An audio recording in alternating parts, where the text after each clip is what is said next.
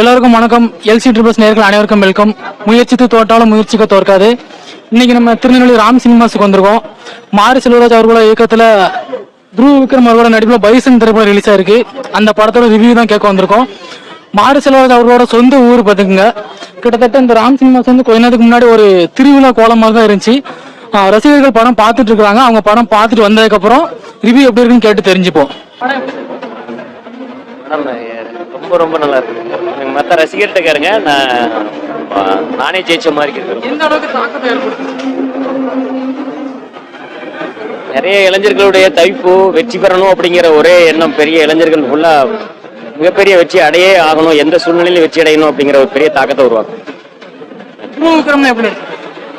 மிகப்பெரிய நடிப்பு.